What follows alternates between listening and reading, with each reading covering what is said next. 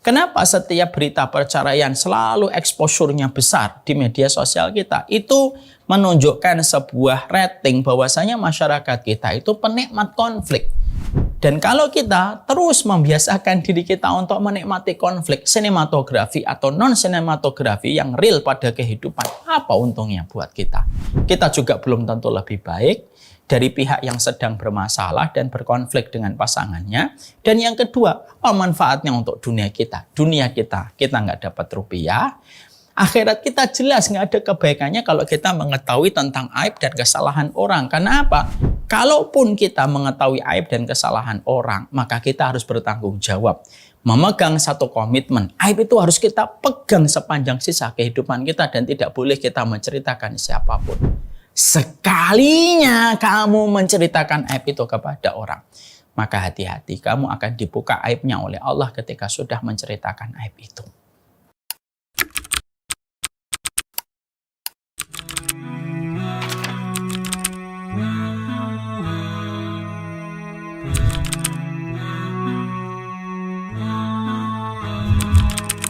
Never knew a love like this before. When you leave it all. Ini pertanyaan yang cukup menarik, diajukan oleh santri kami, Arif, yang memang masih jauh sekali dari pernikahan. Tapi tidak apa-apa, mungkin dia sudah membayangkan kalau nanti pernikahan ada pertengkaran. Mari kita kaji. Assalamualaikum warahmatullahi wabarakatuh. Innal hamdalillah wassalatu wassalamu ala Rasulillah wa ala alihi wa sahbihi wa man tabi'ahum bi ihsan ila yaumil qiyamah. Tentunya ada satu prinsip yang kita harus paham, bahwasanya kehidupan rumah tangga dengan rumah yang kita miliki, dengan perabotan yang kita dapatkan ketika kita memiliki rumah, maka tentunya kita paham bahwasanya rumah kita itu adalah aurat yang tentunya tidak setiap orang bisa mengakses dan memandang rumah kita. Begitulah cara para ulama terdahulu ketika mereka menempatkan urusan rumah, karena rumah itu merupakan bagian dari aurat. Makanya kalau kita memperhatikan, kita ini kalau sedang berkunjung dan bertandang ke rumah seseorang, Arif kan tahu gimana adabnya ketika kita bertandang ke rumah seseorang. Di situ ada adabnya atau tidak? Di situ ada adabnya. Bagaimana adabnya ketika kita bertandang ke rumah seseorang? Maka yang pertama tentunya kita meminta izin dengan mengucapkan salam. Kalau dia memberikan salam, berarti dia mengizinkan kita untuk masuk. Kalau dia tidak memberikan salam, ya tentunya kita harus siap dengan konsekuensi. Mungkin dia tidak berkenan untuk menerima kita pada saat itu dan kembalilah di lain waktu. Maka ini merupakan bagian dari perkara yang kita harus paham. Lalu setelah kita mengucapkan salam, tentunya yang kita lakukan adalah mengetuk pintu. Sembari kita salam, sembari kita mengetuk pintu. Dan kita harus paham semuanya. Kalau kita mengetuk pintu rumah seseorang ketika kita akan mengunjunginya, maka tidak boleh bagi kita mengetuk pintu di depan pintu secara langsung.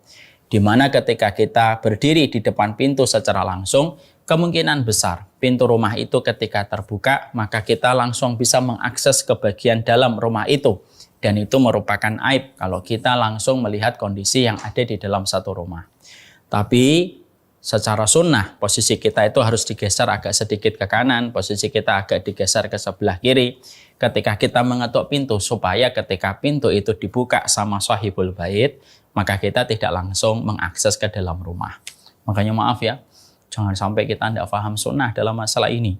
Kalau kita masuk ke rumah seseorang, kita ketuk, kadang-kadang kalau tidak segera mendapatkan jawaban, kadang-kadang ada di antara kita yang langsung ngeliatin ke dalam, nakonya, ngeliatin. Nah, ini sesuatu yang tidak diperbolehkan. Karena sekali lagi, urusan rumah seseorang itu merupakan aurat, di mana tidak setiap orang itu nyaman apabila rumahnya dilihat dan diakses orang lain.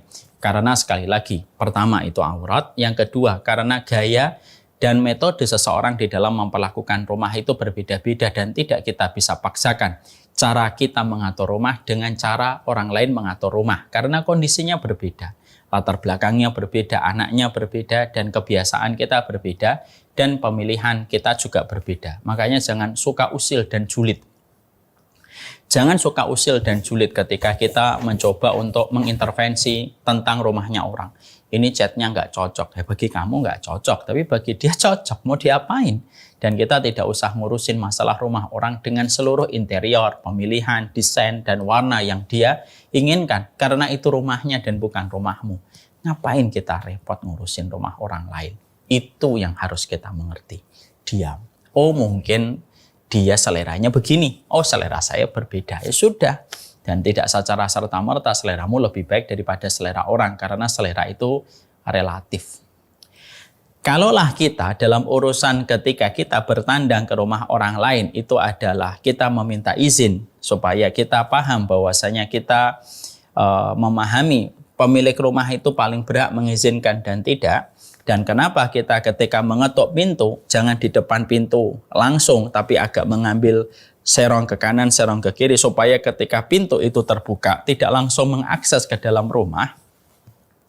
Maka sebenarnya itu memberikan kepada kita pelajaran, Arif. Apa pelajarannya?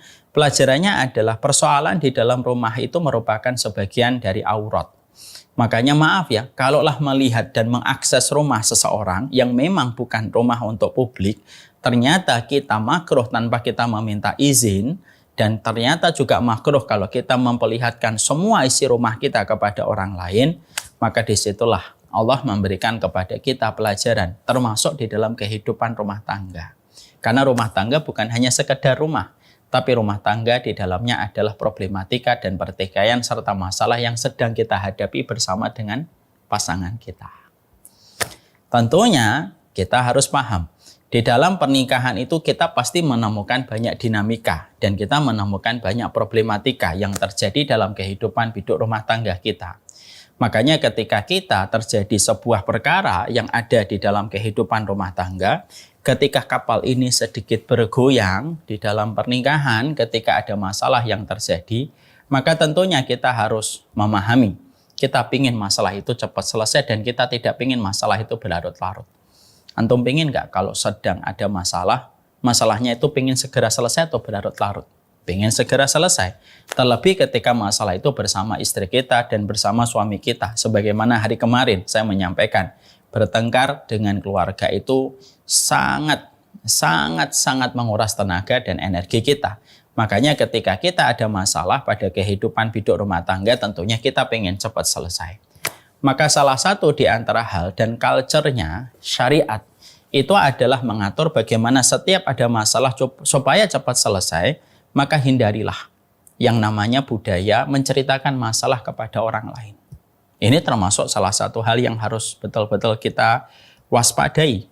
Karena ketika ada satu keluarga, mereka sedang terlibat sebuah persoalan, kapal mereka sedang bergoyang, lalu serta-merta kita mengambil handphone, lalu kita menceritakan semua masalah yang sedang kita hadapi tentang kekecewaan kita kepada suami kita, kekecewaan kita kepada istri kita, langsung kita upload di sosmed, entah itu Instagram, entah itu di WhatsApp Story, maka sesungguhnya kita ini masih kanak-kanak betul.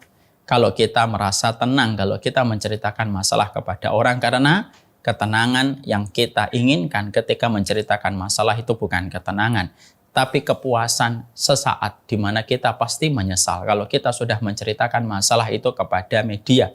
Dan ketika masalah kita sudah menjadi komoditas publik yang akhirnya menyeret publik itu menjadi dua. Ada yang pro dengan kita, ada pula yang kontra dengan kita. Kalau kita sudah melibatkan banyak orang lain dalam masalah yang ada di hadapan kehidupan rumah tangga kita, sudahlah. Makanya inilah yang menjadikan kita akhirnya paham. Kalau ada masalah yang terjadi pada apa yang kita sedang hadapi, jangan ambil handphone. Kalaupun niat kita, saya mengambil handphone, saya mengambil WhatsApp, membuat status, saya niatnya adalah supaya memberitahu suami saya dan memberitahu istri saya. Loh, kamu ini kok aneh gitu loh. Anehnya gimana? Lu sudah tahu sedang bertengkar, sudah tahu lagi ada perang dingin, lalu kamu pengen memberikan teguran dan nasihat kepada pasanganmu tetapi lewat WhatsApp. Loh, emang kita kira pasangan kita itu orang lain yang tidak satu rumah dengan kita, yang tidak satu kamar dengan kita sampai harus menggunakan media sosial yang jangkauannya itu terlalu besar dan terlalu jauh, yang justru orang yang sedang berhadapan dengan kita pada masalah itu sedang di depan kita, tapi justru kita menggunakan media. untuk memberikan nasihat kepadanya. Ya nggak nyampe, dan itu terlalu effort, terlalu ribet gitu loh. Ibaratnya kamu tinggal di Bekasi, mau ke Jakarta, tapi kamu melewati Surabaya. Ya lelah lah, saya mau ke Jakarta Ustadz. Oke, terus gimana? Saya insya Allah besok ke Surabaya dulu, setelah itu ke Semarang, setelah itu ke Bandung, baru ke Jakarta. Loh, ngapain dari Bekasi ke Jakarta harus ke Surabaya dulu? Terlalu jauh. Letih kamu, nguras tenaga. Tapi ternyata itu pun banyak di antara kita tidak menyadari itu. Karena terkadang banyak di antara pasangan di dalam hidup rumah tangga ketika mereka memiliki satu masalah, ketika dia memberitahukan, meluapkan masalahnya kepada media sosial, entah itu WhatsApp, entah itu Instagram, lalu akhirnya tanpa kita sadari niatan kita mungkin kayaknya niatan yang bagus untuk nyindir pasangan saya. Padahal sindiran itu tidak akan nyampe. Kenapa? Tidak ada siapapun manusia di atas muka bumi ini yang disindir di depan publik. Tidak usah suamimu, tidak usah istrimu. Ya, tidak usah suamimu, tidak usah istrimu. Tetanggamu saja tidak mau kalau disentil dan di-mention di media publik yang akhirnya setiap orang itu mengetahui sindiran itu dan mengetahui apa yang terjadi tanpa memahami dari hulu sampai hilir persoalan yang ada. Dan itu akan merepotkan dirimu. Dan seharusnya kita tidak menjadikan IG story kita dan WA story kita itu tembok ratapan kayak orang Yahudi. Sudah, jangan menjadikan WA story dan IG story itu tembok ratapan kayak orang Yahudi ketika meratap ke tembok. Yang hari ini mereka klaim tembok ratapan itu adalah tembok dari Haikal Sulaiman yang mereka agungkan ketika mereka ingin menghancurkan Baitul Maqdis. Naudzubillahi min dzalik.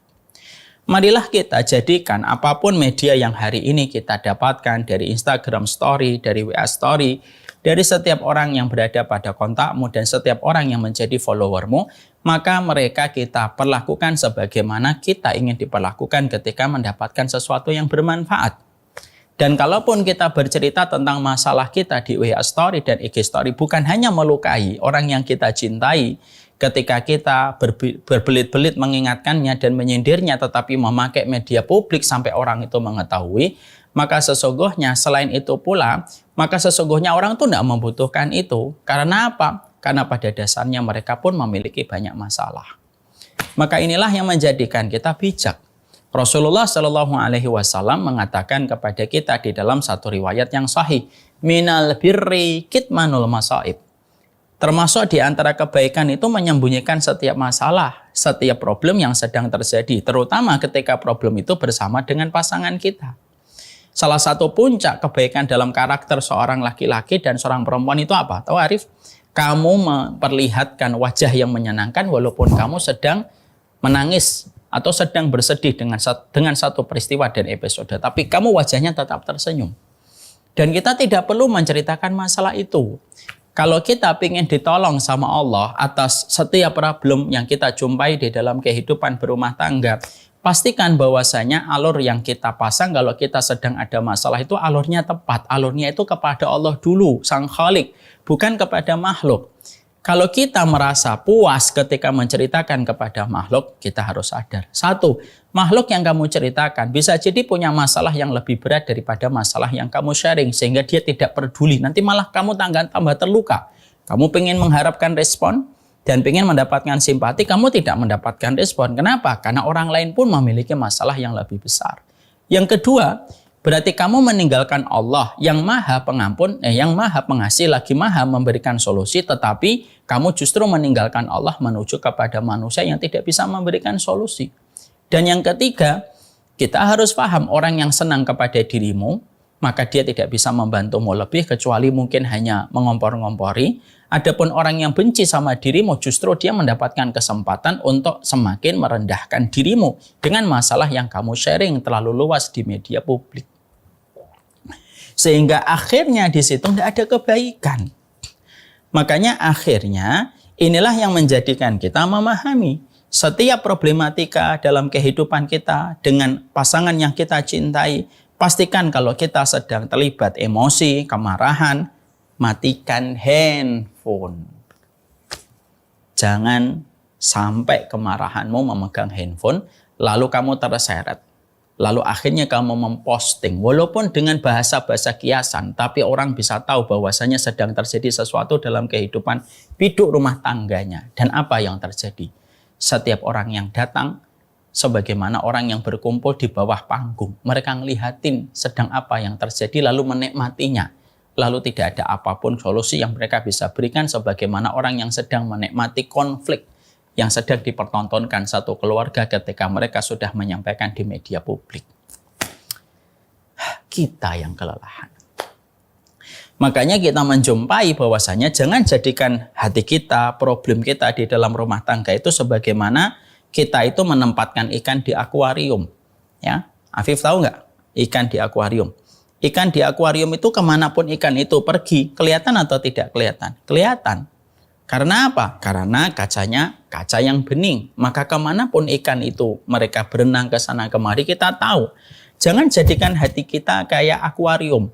Kelihatan orang, dinilai sama orang, orang paham. Kadang orang menertawakan di balik status kita, menertawakan pasangan kita, merendahkan pasangan kita.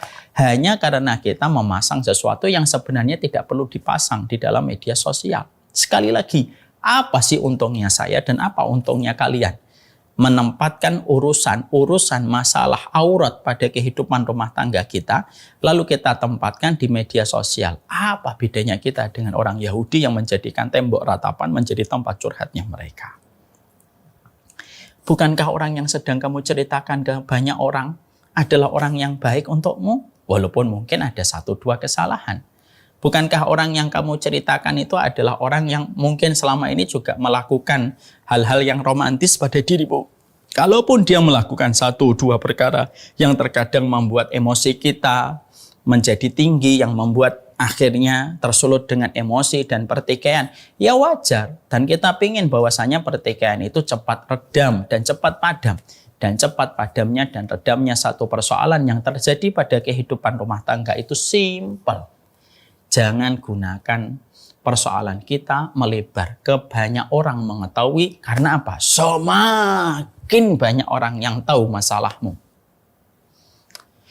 semakin sulit kamu mengendalikan bagaimana arah persoalanmu untuk mendapatkan jalan keluar. Kenapa? Terlalu banyak orang tahu. Kalau terlalu banyak orang tahu, akhirnya sulit jalan keluar ditemukan karena terlalu banyak orang yang berpartisipasi di dalam masalah yang kamu dapatkan. Saya mencoba untuk melihat, tidaklah satu persoalan rumah tangga, kalau sudah menjadi konsumsi publik, kalau satu persoalan rumah tangga sudah menjadi konsumsi publik, apalagi dengan saling sindir-menyindir. Satu menyindir begini, satu menyindir begini, bahkan terkadang saling unfollow, yang dulunya follow, lalu kita emosi, lalu kita kayak anak-anak SMP yang lagi bertengkar, saling unfollow kalau lagi masalah. Masya Allah ya, maka sesungguhnya saya menjumpai, tidaklah banyak masalah rumah tangga kalau sudah diceritakan secara luas kepada media publik, kecuali saya mendapatkan persoalan itu biasanya akan ambruk dan persoalan itu tidak kunjung mendapatkan solusi. Na'udzubillahi min dzalik. Bisa jadi masalahnya sederhana, tapi karena masalah yang sederhana sudah disikapi dengan sikap yang fatal menceritakan ke tempat umum, akhirnya percikan itu membakar satu hutan sekaligus karena percikan itu tepat di ranting-ranting yang terlalu kering. Akhirnya satu percikan saja sudah cukup untuk membakar satu hutan karena percikan itu menyambar ranting yang terlalu kering dengan musim kemarau yang begitu panjang. Maka inilah yang menjadikan kita berpikirlah 1 juta kali ketika sebelum memposting sesuatu yang berkenaan dan berkaitan tentang pasangan kita. Maka maaf ya, kalau kita akan memposting sesuatu yang sifatnya baik, hitung 1, langsung hitung 1 sampai 5. Lalu kita posting 1 sampai 5, kita mengikhlaskan niat, kita posting karena Allah. Kalau kita akan memposting tentang sesuatu yang membuat kita bersyukur, hitung 1 sampai 7. Lalu kita posting, kita niatkan itu untuk membagi kebahagiaan. Tapi kalau ada di antara kita akan memposting tentang masalah yang sedang kita alami ketika sedang ada konflik dengan pasangan kita, hitung sampai tidak ada akhirnya supaya kamu tidak jadi memposting itu. Karena apa? Sekali lagi, banyak tipe manusia yang mereka itu sifatnya kalau ada masalah dia datang. Sebagaimana orang ketika datang ke panggung duduk, lalu mereka menikmati apa yang terjadi di panggung tanpa bisa memberikan solusi apapun. Makanya inilah indahnya kita. Seni menahan diri untuk tidak menceritakan apa yang terjadi dalam kehidupan kita itu penting. Allah lalu menyampaikan kepada kita sebuah wasiat yang indah. Di dalam surat Al-Baqarah 187. Hunna libasul lakum wa antum libasul lahunna.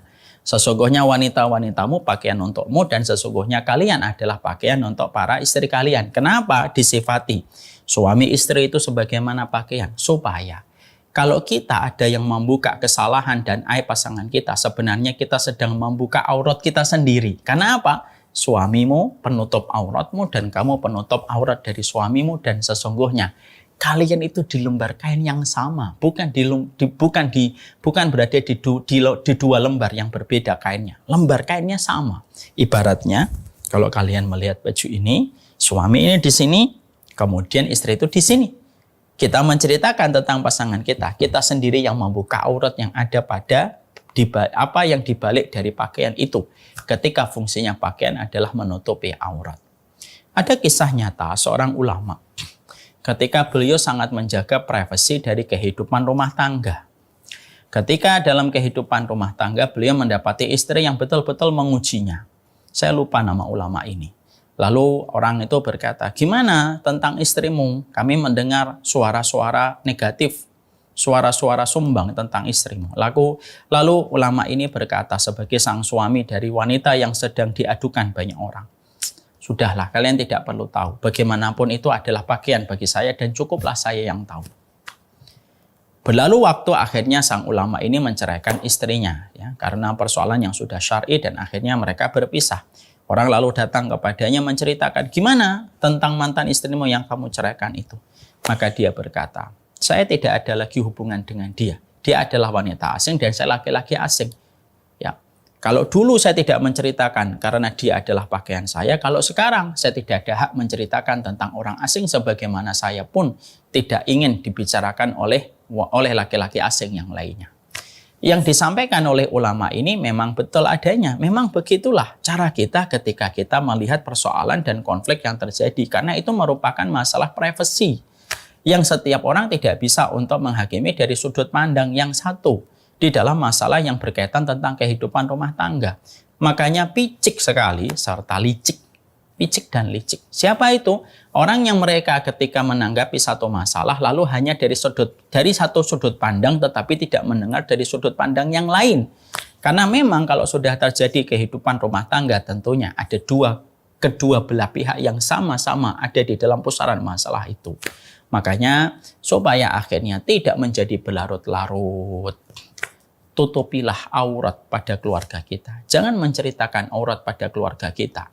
Jangan menceritakan aurat pada konflik pada keluarga kita kepada orang lain. Karena orang lain pun sebenarnya tidak membutuhkan apa yang kita ceritakan kecuali mereka hanya menjadi penonton dan penikmat konflik yang terjadi.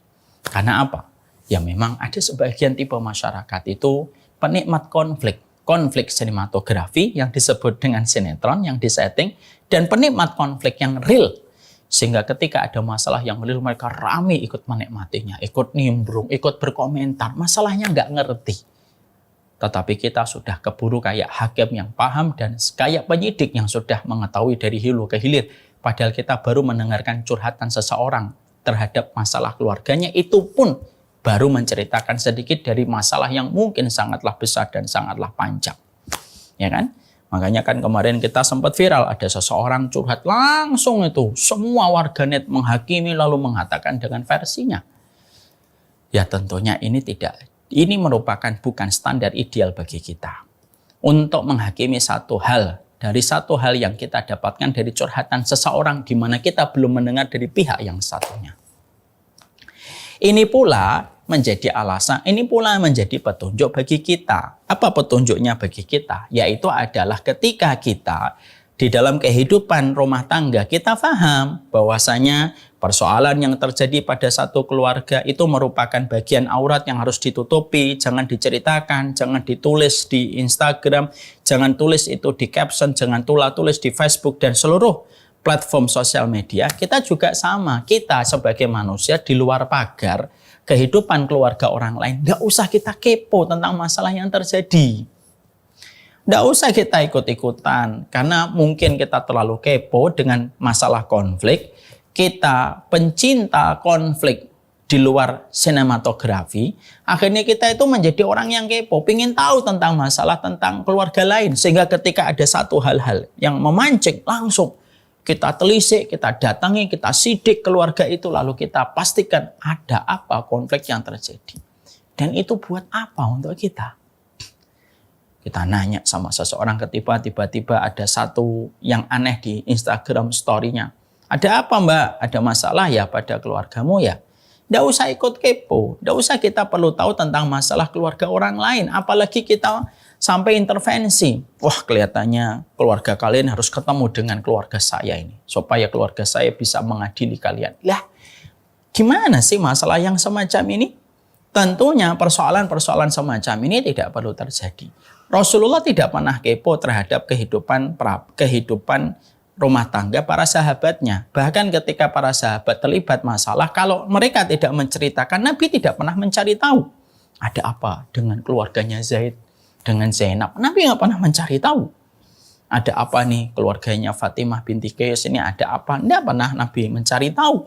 Tapi kalau beliau diceritakan karena ingin mencari solusi, maka Nabi baru memberikan solusi. Tapi istimewanya Nabi sebagai laki-laki, beliau tegak lurus, beliau selalu konsisten. Beliau tidak pernah mau mengintervensi kehidupan keluarga orang lain. Kecuali ketika mereka meminta syariat dan meminta fatwa dan petunjuk kepada baginda Nabi SAW, baru Nabi itu memberikan arahan. Sama pula dengan kita tidak perlu mengintervensi kehidupan orang lain. Dan tidak perlu kita berpihak kemana kalau memang kita tidak mengetahui bagaimana persoalan dari hulu sampai hilir. Apalagi ketika kita tidak punya saksi. Sudah, cukup diam saja. Dan kita mengatakan ya semoga keluarga itu baik-baik saja. Selesai. Janganlah kita menikmati setiap konflik yang terjadi. Kenapa setiap berita perceraian selalu exposure-nya besar di media sosial kita? Itu menunjukkan sebuah rating bahwasanya masyarakat kita itu penikmat konflik. Dan kalau kita terus membiasakan diri kita untuk menikmati konflik sinematografi atau non-sinematografi yang real pada kehidupan, apa untungnya buat kita? Kita juga belum tentu lebih baik dari pihak yang sedang bermasalah dan berkonflik dengan pasangannya. Dan yang kedua, apa manfaatnya untuk dunia kita? Dunia kita nggak dapat rupiah. Akhirat kita jelas nggak ada kebaikannya kalau kita mengetahui tentang aib dan kesalahan orang. Karena apa?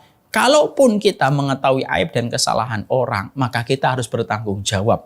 Memegang satu komitmen. Aib itu harus kita pegang sepanjang sisa kehidupan kita dan tidak boleh kita menceritakan siapapun. Sekalinya kamu menceritakan aib itu kepada orang, maka hati-hati, kamu akan dibuka aibnya oleh Allah ketika sudah menceritakan aib itu. Ya kan? Jadi sederhana saja. Marilah kita mulai dari sebuah culture yang baik. Kalau sedang ada masalah, hati kita sedang terbakar dengan emosi, dada kita sedang betul-betul emosi terhadap segala sesuatu, maka tenang. Salah satu SOP yang pertama, jauhkan handphone. Jangan pegang apapun untuk membuat WhatsApp story. Jangan membuat apapun yang menjadi Instagram story. Jangan membuat caption apapun. Jangan mengambil sebuah video-video tertentu dengan niat untuk mengingatkan pasangan kita dengan video itu. Tidak usah. Kalaupun kamu ingin mengingatkan, alangkah indahnya kalau kamu mengingatkan yang langsung. Bukankah kita menjadi pasangan yang telah disatukan dalam satu biduk rumah tangga yang berdekatan fisik kita dan kita satu kamar, bahkan kita satu kamar mandi? Kenapa kita harus menggunakan media sosial kalau ingin mengingatkan? Karena mengingatkan melalui jalur publik itu tidak akan menyentuh pada jalur pribadi hati manusia. Kalau pergi ke Jakarta dari Bekasi tidak perlu pergi ke Bandung dulu. Cukup kamu langsung pergi ke Jakarta. Itu justru lebih cepat dan nyampe kepada tujuan. Ayo, siapa nih yang selama ini terbiasa kalau segala sesuatu posting di Instagram, posting di WA, gak ada yang suka. Laki-laki baik pun kalau akhirnya dia dijatuhkan kehormatannya di media publik, dia pun bisa menjadi jahat karena itu apabila dia dapatkan. Seorang perempuan baik itu bisa berubah kalau dia akhirnya dimention di media publik yang akhirnya orang tahu kekurangannya. Jangan begitu. Bukan begitu yang diajari Allah ketika kita menjadi bagian dari satu keluarga. Kalau sudah satu keluarga itu satu ruh, kamu buka keburukannya, kamu sedang membuka borokmu. Kamu buka aibnya, kamu sedang buka itu keburukanmu sendiri. Dan tidak ada yang membedakan kalau itu terjadi antara suami istri. Tutup auratnya. Sekali lagi, kita tidak boleh meniru kehidupan ibadah Yahudi yang menjadikan tembok ratapan merupakan tembok tempat mereka menaruh tempat keluh kesahnya mereka. Kita diajari oleh Nabi Yakub, innama ashku bassi wa husni ilallah. Aku hanya menceritakan semua keluh kesahku hanya kepada Allah. Ada masalah yang terjadi, ingat yang kemarin kita membahaskan bagaimana hal-hal yang kita lakukan kalau kita sedang bertengkar. Jauhkan handphone, tidak usah pasang status apapun. Kalaupun harus menyampaikan sesuatu, sampaikan langsung. Colek bahunya, katakan kepadanya.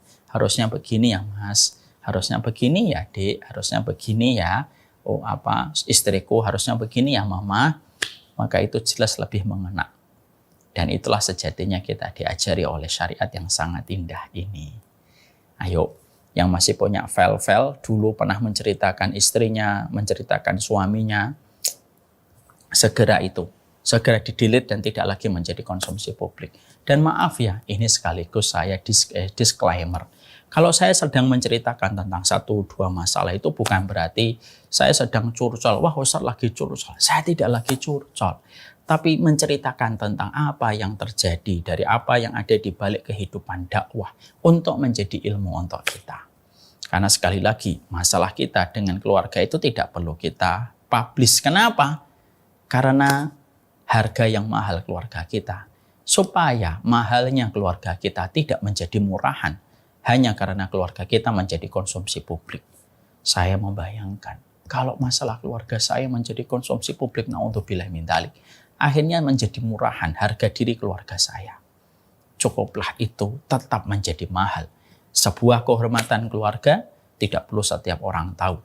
Orang harus tahu boundaries kita masing-masing supaya kita mampu untuk mengerti, untuk tidak melewati batas boundaries orang lain. Paham? Paham. Ayo, yang hari ini sadar ya Allah, saya dulu pernah curhat tentang suami saya kan kemarin-kemarin. Ada itu video viral tuh, ada seorang suami kecewa sama istrinya. Apa sih? Ngapain sih kamu curhat tentang aku? Supaya apa? Supaya orang tahu masalah kita. Seneng kamu kalau gitu. Seneng kalau suamimu nanti akhirnya direndahkan orang gitu. Viral videonya. Sebagaimana juga kita tidak mau kalau istri kita pun direndahkan orang gara-gara kita laki-laki lemes kayak perempuan kalau setiap masalah itu diceritakan di media publik. Janganlah kita suka semacam itu. Ada laki-laki yang ketika ada masalah dengan istrinya, dia cerita ke wanita ini, cerita ke wanita ini, cerita ke wanita ini. Apa manfaatnya untuk kita? Tidak ada. Keluarga kita itu mahal. Jagalah mahalnya keluarga kita untuk tidak menjadi konsumsi publik supaya tidak menjadi murahan di mata orang banyak. Inilah salah satu ilmu yang kita dapatkan pada perenungan surat Al-Baqarah 187. Luar biasa ya, ternyata setiap keilmuan kita kalau kita kembalikan kepada petunjuk Allah itu luar biasa. Inilah pentingnya ilmu.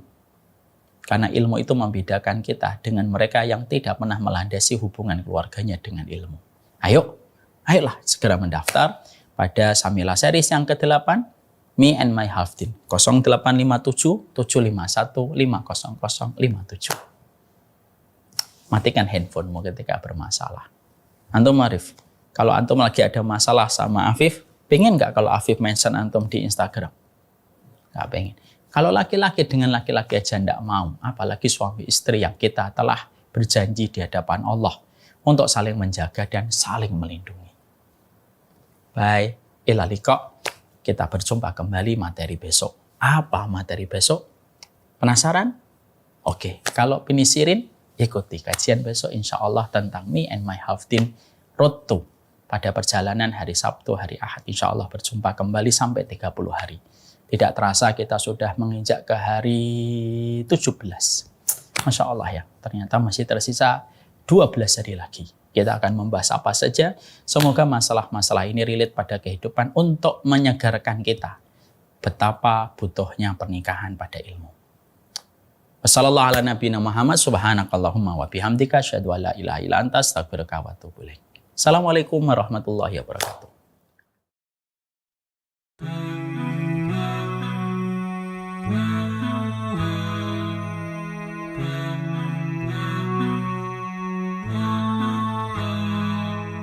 We never knew a love like this before. When you leave it in Allah's plan, He can take you to places you never know. So we leave it all in His hands. He brought me light when I couldn't see, and my deen was incomplete. But that all changed when I met you to complete half my deed. Barakallah, it's all from above, from the moments that we share. Barakallah, we've come this far, then in Jannah we will share. Barakallah, it's all from above, from the moments that we share. Barakallah, we've come this far, then in Jannah we will share. I will always be there for you, no matter what will be. I know Allah is there for us. His love will always be here. He brought us light when we couldn't see, and our deen was incomplete. Now that's all changed. Now we have each other, completed half our deen. There is a reason why we catch feelings, and our feet haven't touched the ground. Cause I got you and you got me, completing half our deen.